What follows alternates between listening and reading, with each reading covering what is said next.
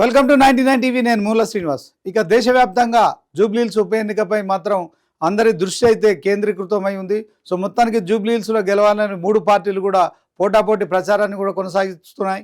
ఈ నేపథ్యంలో గతంలో అధికారంలో ఉన్న 10 ఏళ్ళు బీఆర్ఎస్ పార్టీ ఈసారి కూడా సిట్టింగ్ సీటుని మేమే కైవసం చేసుకుంటాం. సో మాగంటి గోపీనాథ్కు సంబంధించి ఆయన ఆకస్మిక మృతితో మరి ఆర్డీకి ఎమ్మెల్యేగా ఆయన విజయం సాధించారు కనుక ఇప్పుడు మరొకసారి ఆయన మరణం తర్వాత వస్తున్న జూబ్లీహిల్స్ ఉప ఎన్నికల్లో మేమే గెలిచి తీరుతాము. అందుకే మరి వాళ్ళ కుటుంబంలోని కుటుంబ సభ్యురాలు కావచ్చు, తర్వాత మాగంటి గోపీనాథ్ భార్యకు కూడా మేము టికెట్ కేటాయించాం కనుక ఆ సానుభూతి కావచ్చు, మేము చేసిన అభివృద్ధి మమ్మల్ని గెలిపిస్తుందని బీఆర్ఎస్ చెప్తుంది. ఇదే క్రమంలో కాంగ్రెస్ అధికారంలో ఉంది కనుక మరి జూబ్లీహిల్స్ నియోజకవర్గంలో ఇప్పటికే 150 కోట్లతో అభివృద్ధి పనులు చేశాము. సో దీంట్లో కాంగ్రెస్ అధికారంలో ఉంది కనుక ఖచ్చితంగా ఈ ఈ జూబ్లీహిల్స్కి సంబంధించిన ఉప ఎన్నికల్లో మేమే గెలిచి తీరుతామని చెప్పి కూడా కాంగ్రెస్ ధీమా వ్యక్తం చేస్తుంది. సో బీజేపీ కూడా ఖచ్చితంగా మరి కొత్తగా రాష్ట్ర అధ్యక్షుడిగా ఎన్ రామచంద్రరావు నియామకం తర్వాత వస్తున్న ఉప ఎన్నిక కనుక బీజేపీకి మరి ఇది కూడా టఫ్ ఫైట్గానే మారిందని చెప్పుకోవచ్చు. ఒకవైపు కేంద్ర మంత్రులు ఇద్దరు బండి సంజయ్ కావచ్చు, కిషన్ రెడ్డి కావచ్చు, అలాగే నూతన రాష్ట్ర అధ్యక్షుడు ఎన్ రామచంద్రరావు కావచ్చు, వీళ్ళ ముగ్గురు కూడా నిజంగా జూబ్లీహిల్స్ ఉప ఎన్నిక అనేది ఒక అగ్ని పరీక్ష. దీంట్లో మరి బీజేపీ ఖచ్చితంగా చావోరేవో తేల్చుకోవాల్సిన పరిస్థితి అయితే కనిపిస్తుంది. ఎందుకంటే ఇప్పటికే పార్టీ టు బీసీ రిజర్వేషన్ల అంశం ఏదైతే ఉందో కాంగ్రెస్ మేము చేయాల్సిన ప్రయత్నాలు అన్నీ చేశాము. కానీ కేంద్రంలో ఉన్న బీజేపీ సర్కార్ మాత్రమే 9th షెడ్యూల్లో చేరిస్తేనే 42% బీసీలకు రిజర్వేషన్లు మరి వర్తిస్తాయి కనుక సో బీజేపీ ఈ అంశంలో తెలంగాణ విషయంలో బీసీలకు అన్యాయం చేస్తుందని వాదిస్తున్న నేపథ్యంలో ఒకవైపు మరి మూడు పార్టీలు కూడా ఖచ్చితంగా ఈ ఎన్నికలో గెలవాల్సిందేనని మరి ఖచ్చితంగా పోటాపోటీ ప్రచారం చేస్తున్న నేపథ్యంలో ఓవరాల్గా జూబ్లీహిల్స్లో రాజకీయ ప్రచారం రాజకీయ వేడిని రగిలిస్తోంది. ఇదే క్రమంలో మరి అధికార కాంగ్రెస్ అలాగే ప్రతిపక్షంలో ఉన్న బీఆర్ఎస్ బీజేపీలు ఈ యొక్క ఉప ఎన్నికలు గెలిస్తేనే మరి రానున్న స్థానిక సంస్థల ఎన్నికలు కావచ్చు, తర్వాత రాబోతున్న జిహెచ్ఎంసీ ఎన్నికల్లో మరి ప్రజల మద్దతు మాకే ఉందని చెప్పుకొని కూడా మరింత ఉత్సాహంగా ప్రచారం చేసుకునే పరిస్థితి ఉంది కనుక సో దీంట్లో జూబ్లీహిల్స్లో గెలవడానికి మరి అన్ని మార్గాలను కూడా మూడు పార్టీలు అన్వేషిస్తున్నట్టు స్పష్టమవుతోంది. ఇక నిన్న మొన్న ఒక సంచలనమైన వార్త అయితే మనకు స్పష్టంగా కనిపిస్తోంది.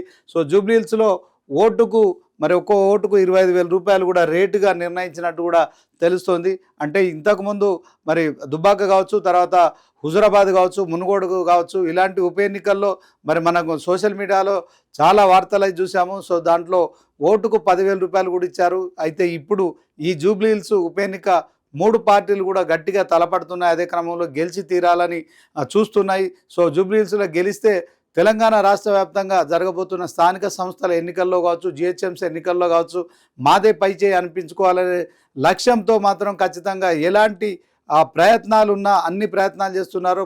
హోరాహోరీగా ప్రచారాన్ని కొనసాగిస్తున్నారు. అదే క్రమంలో ప్రజల దగ్గరికి వెళ్ళడానికి ఎన్ని మార్గాలు ఉన్నాయి అన్ని మార్గాలు కూడా వాళ్ళు చూస్తున్న పరిస్థితి. సో ఓవరాల్గా ప్రతి 100 మందికి ఒక పరిశీలకుని కూడా మూడు పార్టీలు నియమిస్తున్నాయి. సో ప్రతి 100 మందికి మరి ఓట్లు విషయంలో కావచ్చు, మరి నోట్లు పంచడం విషయంలో కావచ్చు ఇప్పటికే ఒక ప్రణాళిక ప్రకారంగా సిద్ధం చేసుకున్నట్టు తెలుస్తుంది. ఏది ఏమైనప్పటికీ కూడా గతంలో తెలంగాణలో కావచ్చు, మరి దేశంలో కావచ్చు ఎక్కడ కూడా జరగని ఒక ఆసక్తి అయితే జూబ్లీహిల్స్ ఉప ఎన్నిక మీద కనిపిస్తోంది. సో దీంట్లో కాంగ్రెస్ ప్రభుత్వంలో ఉంది కనుక ఖచ్చితంగా గెలుచుకోవాలనే లక్ష్యంతో ముందుకెళ్తోంది. అదే క్రమంలో బీఆర్ఎస్ పార్టీ కూడా ఇది లైఫ్ అండ్ డెత్ సమస్య. ఎందుకంటే ఇక అసెంబ్లీ ఎన్నికల్లో వాళ్ళ ఓటింగ్ శాతం 38% నమోదైన పార్లమెంటు ఎన్నికలకు వచ్చేసరికి అది 14% పడిపోవడం కావచ్చు. అదే క్రమంలో పార్లమెంటులో పూర్తిగా ఒక్క సీటు గెలుచుకోకపోవడం కావచ్చు. ఆ తర్వాత జరిగిన 2 మరి ఎమ్మెల్సీలకు సంబంధించి గ్రాడ్యుయేట్స్ కావచ్చు, టీచర్స్ ఎమ్మెల్సీలో మరి బీఆర్ఎస్ పార్టీ పోటీకి దూరంగా ఉండడం కావచ్చు.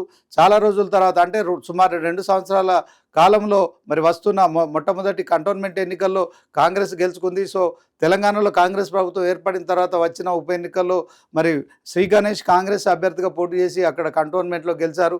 ఆ తర్వాత వస్తున్న 2వ ఉప ఎన్నికల్లో మరి ఇది ఖచ్చితంగా బీఆర్ఎస్ సిట్టింగ్ సీట్ కనుక మాగంటి గోపీనాథ్ సతీమణి సునీతమ్మకే టికెట్ కేటాయించడం కావచ్చు. అదే క్రమంలో సానుభూతి ఓట్లు కావచ్చు, తర్వాత 10 ఏళ్లలో చేసిన అభివృద్ధి కావచ్చు. సో మొత్తానికి ఇది ఖచ్చితంగా గెలిచి తీరుతామని ధీమా వ్యక్తం చేస్తున్న లోపల మాత్రం కాంగ్రెస్ గట్టి పోటీ ఇస్తున్న నేపథ్యంలో బీఆర్ఎస్ కాంగ్రెస్ల మధ్య పోటీ ఉంటుందని ప్రచారం జరుగుతున్న నేపథ్యంలో మూడో పార్టీగా కూడా బీజేపీ కూడా తీవ్రంగా ప్రయత్నిస్తోంది. సో ఓవరాల్గా మరి ముగ్గురు నాయకులు ఎవరైతే ఉన్నారో కేంద్ర మంత్రి కిషన్ రెడ్డి కావచ్చు, తర్వాత బండి సంజయ్ కావచ్చు, అలాగే నూతన అధ్యక్షుడిగా ఎన్నికైన రామచంద్రరావు కావచ్చు, వీళ్ళు ముగ్గురికి ఇది నిజంగా ఒక అగ్ని పరీక్ష అనడంలో ఎలాంటి సందేహం లేదు. ఎందుకంటే ఈసారి రాష్ట్రంలో అంటే రానున్న 2028 ఎన్నికల్లో బీజేపీనే గెలుస్తుంది, బీజేపీకి సంబంధించిన వ్యక్తి మరి ఖచ్చితంగా ముఖ్యమంత్రి అవుతాడు అని చెప్తున్న నేపథ్యంలో ఒకవైపు అయితే జూబ్లీహిల్స్లో మాత్రం ఇక ఓటర్లను డబ్బుతో ప్రభావితం చేసే అంశాలపై కూడా మూడు పార్టీలు ఫోకస్ చేసినట్టు తెలుస్తోంది. సో ఇప్పటికే కొంతమంది మరి 25,000 రూపాయలు కూడా ఒక్కో ఓటుకు చెల్లించడానికి కూడా సిద్ధమవుతున్నట్టు తెలుస్తోంది. అదే కనుక జరిగితే దేశంలోనే అత్యంత ఖరీదైన ఎన్నికగా మనం జూబ్లీహిల్స్ను చూడొచ్చు. సో ఇప్పటివరకు కేవలం ఓటరుకు ఒక 10,000 రూపాయలు మాత్రమే ఇచ్చినట్టు మనం సోషల్ మీడియాలో చూసాం. అదే క్రమంలో ఇప్పుడు మాత్రం జూబ్లీహిల్స్లో ఖచ్చితంగా గెలిచి తీరాల్సిందే అని చెప్పి అన్ని మార్గాలను అన్వేషిస్తున్న పార్టీలు మాత్రం ఖచ్చితంగా ఓట్లను కొనడానికి కూడా సిద్ధమవుతున్నట్టు తెలుస్తుంది. సో ఓవరాల్గా ఓటుకు 25,000 రూపాయలు ఇస్తారని కూడా బయట ప్రచారం జరుగుతోంది. ఏది ఏమైనప్పటికీ కూడా మరి రాజకీయాల్లో ఖచ్చితంగా డబ్బు ప్రభావం ఉంటుంది. ఎన్నికల్లో ముఖ్యంగా మనకు అది స్పష్టంగా కనిపించింది. అనేక ఉప ఎన్నికల్లో దీని ప్రభావం కారణంగా ఫలితాలు కూడా తారుమారైన పరిస్థితి ఉంది. కొన్నిసార్లు డబ్బులు వెచ్చించినప్పటికీ కూడా మరి ఆ డబ్బులు ఎవరైతే ఇవ్వడం జరిగిందో సో ఆ పార్టీకి ఖచ్చితంగా ఒక్కోసారి ప్రతికూల ఫలితాలు కూడా ఎదురైనాయి. కనుక ఇప్పుడు ఉన్న పరిస్థితుల్లో జూబ్లీహిల్స్లో మరి ఎలాంటి ఆ ప్రభావం చూపెడుతుంది అనేది మాత్రం చూడాల్సి ఉంటుంది.